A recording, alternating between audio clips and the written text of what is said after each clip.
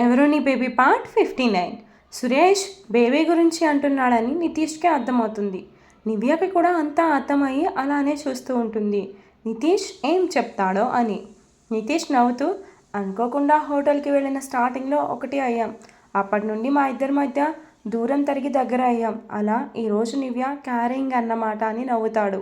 అతని మాటలు విన్న నివ్య సిగ్గుపడుతుంది. నిజంగా నువ్వు అనుకున్నట్టు జరిగితే బాగుండేది నితీష్. చాలా చాలా మంచివాడివి నువ్వు. అందుకే నాకు దొరికావు. నేను వెళ్ళి నివ్యని కలిసి వస్తా అని రూమ్ వైపుకు వస్తుంటే నివ్య వెంటనే లోపలికి వెళ్తుంది. నివ్య కళ్ళు మూసుకొని నిద్రపోతున్నట్టు యాక్ట్ చేస్తుంది. నితీష్ ఆమె తలని నిమిరి ముద్దు పెడతాడు. అతని చుట్టూ చేతులు వేసి ఆమె కూడా నుదుటి మీద ముద్దు పెట్టుకుంది. నువ్వు మెలకుగానే ఉన్నావా అని అడిగాడు. హా అంటూ కొంచెం పక్కకి జరిగింది. రా నువ్వు కూడా నా పక్కన పడుకో అంది. నితీష్ నివ్యాకి ఎదురుగా పడుకొని, చెప్పండి భార్య గారు అంటాడు. ఐ లవ్ యూ భర్త గారు అంటూ టైట్గా హక్ చేసుకుంది. హలో మేడం, కొంచెం ఆగండి, కడుపులో బేబీ సఫర్ అవుతుందేమో అంటూ నెమ్మదిగా ఆమెని పక్కకి జరిపి, ఏరా మీ అమ్మ నిన్ను ఇబ్బంది పెట్టేస్తుంది కదా అని ముద్దు పెట్టుకుంటాడు. నితీష్ జుట్టుని విమురుతూ, నేను ఇబ్బంది పెట్టినా సేవ్ చేయడానికి వాళ్ళ డాడ్ ఉన్నాడని వాడికి తెలుసు అంటుంది. నివ్య పూర్తిగా నితీష్ని ఆ బిడ్డకి తండ్రిగా చేసినందుకు నితీష్ కొంచెం ఎమోషనల్ అయ్యి మళ్ళీ కిస్ చేస్తాడు. ఆ కిస్ ఎంత ప్రేమగా పెట్టాడో అంతే ప్రేమగా నివ్య కూడా ఫీల్ అవుతుంది.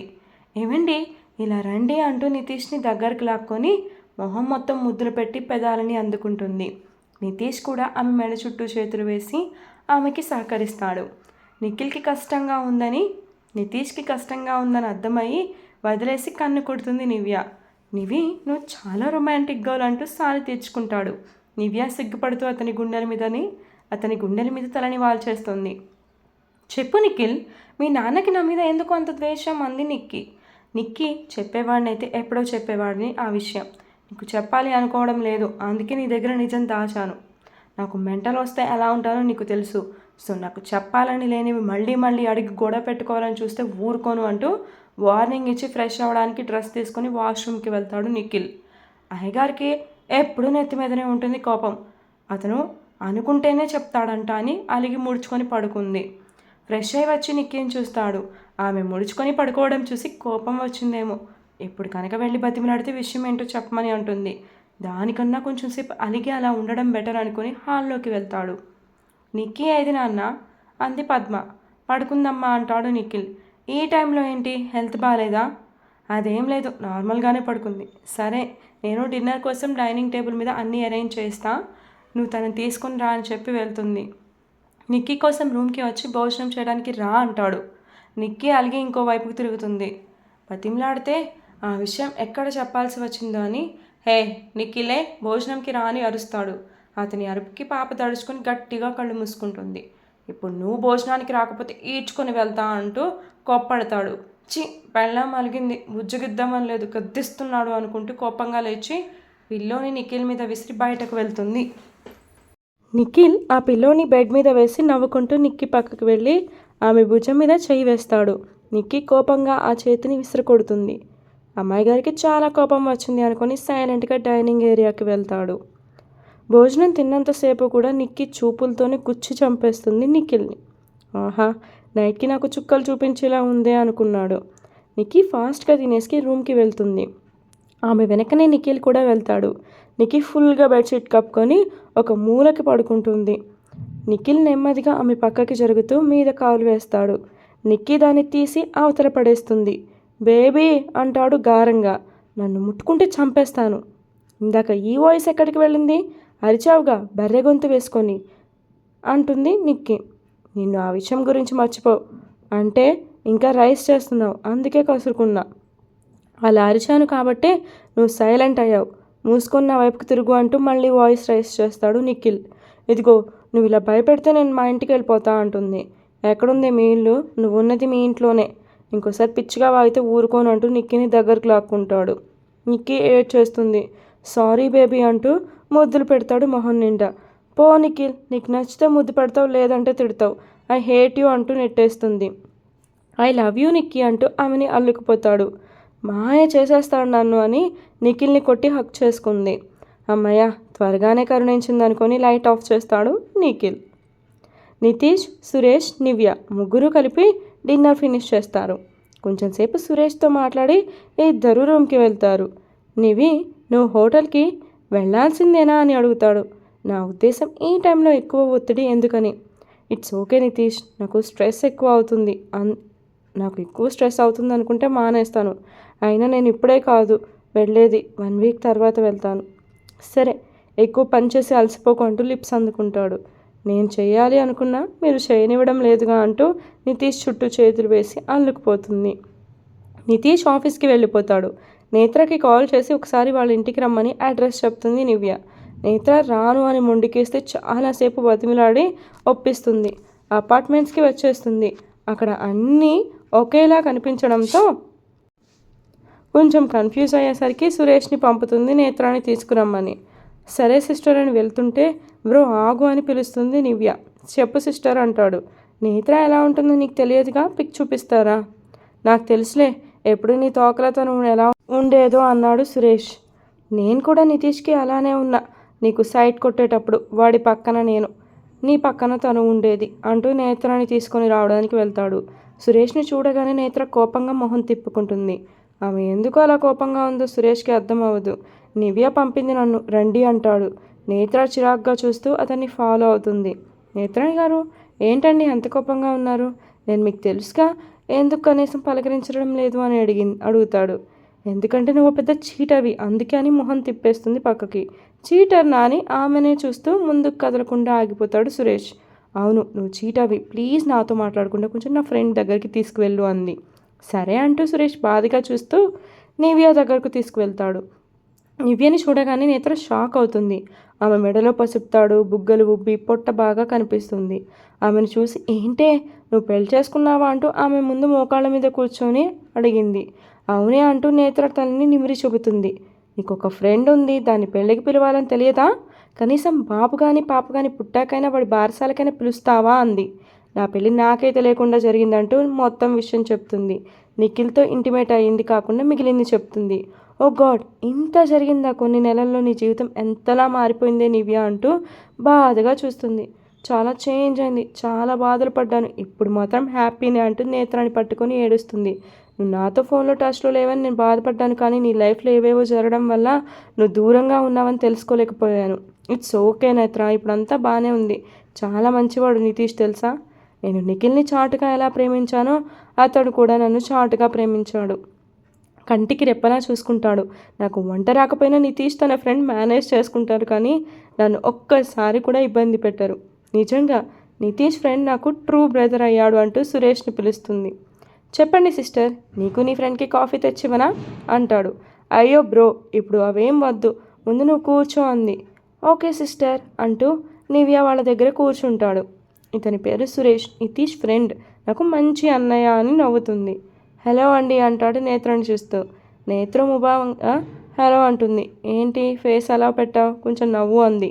మీ ఫ్రెండ్కి నేను చీటర్లా కనిపిస్తున్నాను సిస్టర్, అందుకే అలా పెట్టింది ఫేస్ని. కనిపించడం ఏంటి, నువ్వు అదేగా అంది నేత్ర కోపంగా. నేనేం చేశాను, ఎందుకు అంత కోపగించుకుంటున్నారు మీరు? వాళ్ళిద్దరూ గొడవ పడ్డం చూసి నివ్యకి మైండ్ బ్లాక్ అవుతుంది. హే స్టాప్, మీ ఇద్దరికి ముందే పరిచయం ఉందా అని అడిగింది. అంటే సిస్, నువ్వు కొన్ని రోజులు బస్ స్టాండ్కి రాకపోయేసరికి నీ కోసం తెలుసుకుందామని మీ ఫ్రెండ్తో పరిచయం పెంచుకున్నా, అలా నాకు తెలుసు అంటాడు సురేష్. అతను నా వెనకపడి రోజు నాతో మాట్లాడుతుంటే నువ్వు ఎలా అయితే సీక్రెట్గా నిఖిల్ని లవ్ చేసావో, ఇలా ఇతను కూడా నన్ను లవ్ చేశాడు అనుకొని మోసపోయాను నివ్య. చాలా లవ్ చేశాను ఈ వ్యక్తిని అని ఏడుస్తుంది. నేత్ర అతన్ని లవ్ చేస్తుందని తెలియని సురేష్ షాక్ అవుతాడు. అందుకే నా మీద కోపంగా ఉందా? దేవుడా, నాకు ఇంత అదృష్టాన్ని ఇస్తామని కల్లో కూడా అనుకోలేదు. నేత్ర గారు అంటూ ఆమె ముందుకు వెళ్ళి నీస్ మీద బెండ్ అయ్యి, ఐ లవ్ యూ అండి, నిజంగా మీరు నన్ను ప్రేమిస్తున్నారని తెలియదు, తెలిస్తే ఇంత అదృష్టాన్ని నేను కాదు అనుకుంటానా అంటూ స్మైల్ చేస్తాడు. నేత్ర అతన్ని పట్టించుకోకుండా మొహం తిప్పేస్తుంది. సురేష్ అలా తన ఫ్రెండ్ ముందు నీస్ మీద కూర్చొని ప్రపోజ్ చేయడం చాలా మంచిగా అనిపిస్తుంది నివ్యాకి. కానీ తన ఫ్రెండ్ ఓకే చెప్పకుండా బెట్ చేస్తుంటే సురేష్ మీద జాలి కలుగుతుంది. ఎలా అయినా నేత్రతో ఓకే చెప్పించాలని. బ్రో, నువ్వు దాన్ని బతిమిలాడుకు, దానికి నీ విలువ తెలియడం లేదు, వదిలే. నేత్ర, నువ్వు ఒక రత్నాన్ని మిస్ అయినట్టే తెలుసా, నా సురేష్ అన్నయ్యని మిస్ అయితే అంటూ సురేష్కి సపోర్ట్ చేస్తూ ఉంటుంది. అవ్వా అన్నయ్య రాగానే ఫ్రెండ్ని వదిలేస్తావా, మిత్రద్రోహి అంటూ పళ్ళు పటపటా కొరుకుతుంది నేత్ర. నీకోసం మా అన్నయ్య అంత తగ్గి చెప్తుంటే నువ్వు ఓవర్ చేస్తున్నావు, అందుకే మా అన్నని తగ్గొద్దు అంటున్నా. అబ్బో తొక్కలో అన్నయ్య, నాకేం వద్దులే అంది నేత్ర. పోన్లే అన్నయ్య, నీకు ఇంకో దాన్ని చూస్తాను. నేత్ర ఆ మాటలకి నివ్యని కోపంగా చూసి సురేష్ వైపుకు టర్న్ అయ్యి వేరే దాన్ని అంట లవ్ చేస్తావా అని గంభీరంగా అడుగుతుంది. నివ్య జోక్ చేస్తుంది. పిచ్చి అంటూ నేత్ర అంటూ హక్ చేసుకుంటాడు. ఆ హగ్లో సురేష్ రియలైజేషన్ అర్థమవుతుంటే నేత్ర కూడా కరిగి ఐ లవ్ యూ టూ అంది. తన ఫ్రెండ్ బ్రదర్ పెయిర్ అయినందుకు నివ్య హ్యాపీగా ఫీల్ అవుతుంది. ఈవినింగ్ వరకు నేత్ర వాళ్ళతోనే ఉంటుంది. నితీష్ ఆఫీస్ నుండి వచ్చాక వాళ్ళతో జాయిన్ అవుతాడు. సురేష్ నేత్రాని నివ్య కోసం ఫాలో అయ్యాడని నితీష్కి ఆల్రెడీ తెలిసినందువలన పెద్ద షాక్ అవ్వడు. సురేష్ నితీష్ ఇద్దరూ కలిసి డిన్నర్ ప్రిపేర్ చేస్తుంటే నివ్య నేత్ర ఇద్దరు ఆర్డర్స్ వేస్తూ ఉంటారు. రే వీళ్ళిద్దరూ ఫ్యూచర్లో మనల్ని వంటగదికి పరిమితం చేస్తారేమో అని ఏడుపు మొహం పెడతాడు సురేష్. నాకు కూడా అదే అనిపిస్తుందంటాడు నితీష్. వాళ్ళిద్దరినీ చూసి వీళ్ళిద్దరూ ఫుల్గా నవ్వుకుంటారు. అలా సరదాగా వంట మొత్తం పూర్తి చేసి అందరూ కలిపి తింటారు. బాగా నైట్ అయ్యేసరికి నేత్రని హాస్టల్ దగ్గర దింపడానికి వెళ్తాడు సురేష్. వాళ్ళు వెళ్ళగానే నితీష్ నివ్య రూమ్కి వెళ్తారు. నిజంగా చాలా హ్యాపీగా ఉంది నితీష్ అంటూ అతన్ని టైట్గా పట్టుకొని పడుకుంది నివ్య. బేబీకి ఇబ్బంది కలగకుండా మెలుగుతూ నివ్యని పట్టుకుంటాడు నితీష్.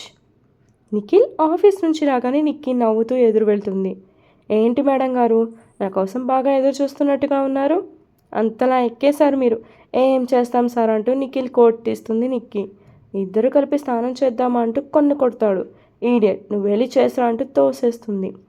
నిఖిల్ ఫ్రెష్ అవ్వగానే ఇద్దరు డిన్నర్ ఫినిష్ చేసి రొమాన్స్లో మునిగిపోయి ఎప్పటికో పడుకుంటారు. అలా నిఖిల్ ఎంతో ఆనందంగా లైఫ్ని ఎంజాయ్ చేస్తూ ఉంటారు.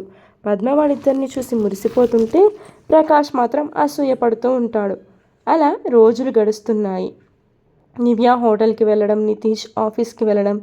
ఈవినింగ్ ఇవ్వగానే ఇద్దరు చక్కగా కబుర్లు చెప్పుకుంటూ ఒకరి మీద మరొకరు ప్రేమని పంచుకుంటూ ఆనందంగా గడుపుతున్నారు.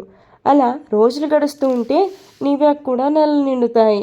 నివ్య ప్రసవానికి దగ్గరగా ఉందని నితీష్ వర్క్ ఫ్రమ్ హోమ్ చేస్తాడు. నివ్య నిఖిల్తో జాబ్ క్విట్ చేస్తుంది. ఆమెని కంటికి రెప్పలా చూసుకుంటూ ఇంటి దగ్గరే వర్క్ చేస్తూ ఉన్నాడు నితీష్. ఒకరోజు నిఖిల్ నివ్య పార్టీకి వెళ్ళి ఇంటికి వస్తుంటే హాల్లో ప్రకాష్ ఉంటాడు. అతను ఎప్పుడూ నిక్కీని ఏదో ఒకటి అంటాడని నిక్కీని లోపలికి వెళ్ళమని చెప్తాడు నిఖిల్. ఆగు అని అరుస్తాడు ప్రకాష్. డాడ్ అంటుంటే నిఖిల్ ఆగు అని అరుస్తాడు.